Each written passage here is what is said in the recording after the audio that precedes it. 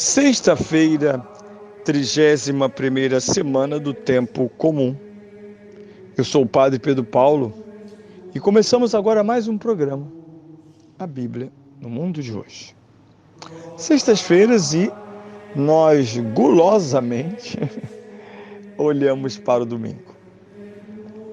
Alguém que chega em casa com fome e odora o jantar. Diz, meu Deus, que beleza. E todas as mães dizem que a fome é o melhor do apetite humano. Quando estamos com fome, as coisas até ficam mais gostosas e necessárias.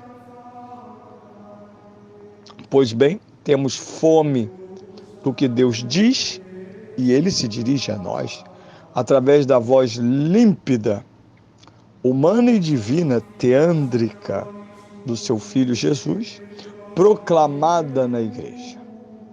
E uma coisa que eu quero acentuar, porque eu tenho visto alguns engodos, leigos não proclamam o Evangelho em nenhuma circunstância. O Evangelho, no contexto da liturgia, é proclamado por um homem ordenado, ou sacerdote, ou diácono. Enquanto nas celebrações, sejam elas com os doentes, sejam nas capelas dos cemitérios ou em quaisquer outras paraliturgias dominicais, o leigo, seminarista ou leigo, o leitor, ele lê o Evangelho. Assim como no dia da Sexta-feira Santa, em que há um leitor que lê o Evangelho. É um jogral. Isso é importante porque, se não há uma orientação clara sobre esse assunto, leigos evoluem em algo ruim. Não precisamos de leigos clérigos. Também não precisamos de clérigos leigos. Tem clérigos que, às vezes, distraídos na vida, tanta coisa acontece na vida de um clérigo, ele começa a se comportar como um leigo, ou a pensar como um leigo. São coisas que eu acredito que às vezes possam ser raras, mas acontecendo é grave.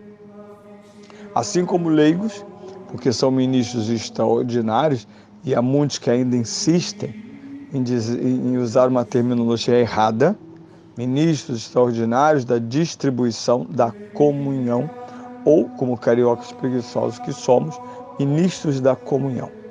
As pessoas se apresentam assim com um tom muito solene, eu sou ministro da Eucaristia da minha paróquia. Não é. O ministro ordinário da Eucaristia na sua paróquia é o sacerdote. É o único ministro da Eucaristia. Distribuir a Eucaristia consagrada não é ser ministro da Eucaristia, é ser ministro da Santa Comunhão. A ser distribuída prioritariamente no viático aos doentes. Às vezes ouço dizer aqui e ali que há doentes não atendidos em paróquias que têm 20 ministros extraordinários da comunhão. E eu mesmo já experimentei isso no ambiente pastoral, eram 14 ou 16, sendo que um deles tinha metade dos doentes de todo o grupo de mestres. Eu achei estranho. Uma senhora tinha, dos 20 doentes, ela tinha 10. E os outros se distribuíam escassamente e haviam ministros sem doentes.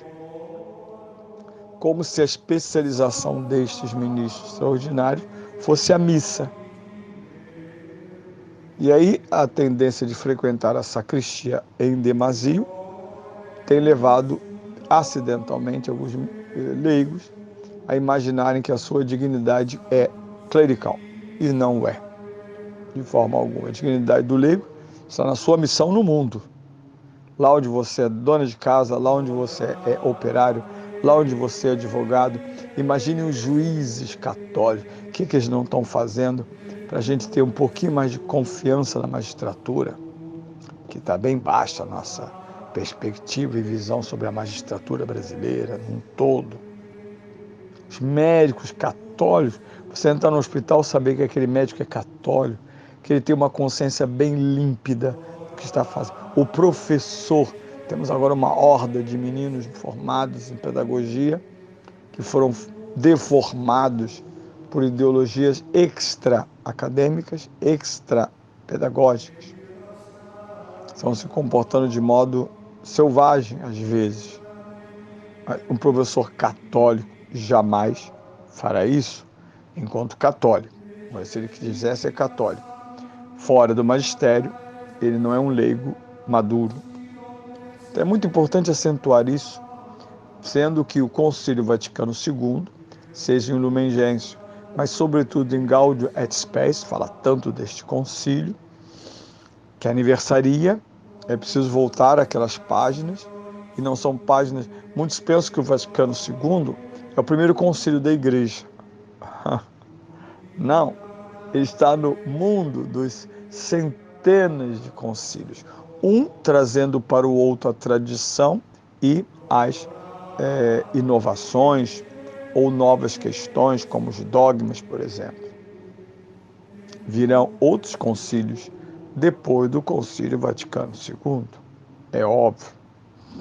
E é lastimável que, não conhecendo o Concílio Vaticano I, nem sempre interpretamos com clareza as metas e questões do Concílio Vaticano II.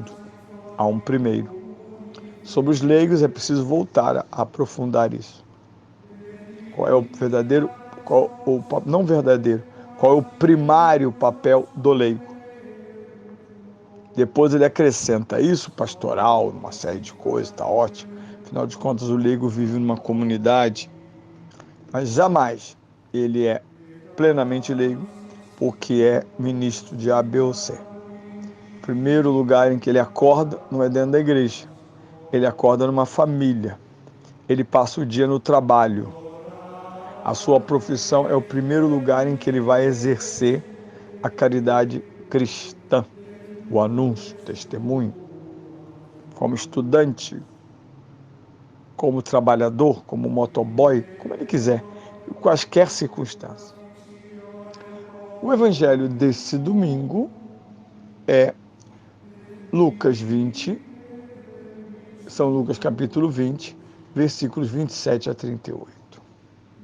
Naquele tempo, aproximaram-se de Jesus alguns saduceus que negam a ressurreição e fizeram-lhe a seguinte pergunta: Mestre, Moisés deixou-nos no escrito: se morrer alguém, um irmão, que deixe mulher sem filhos, este homem deve casar-se com a viúva para dar descendência a seu irmão.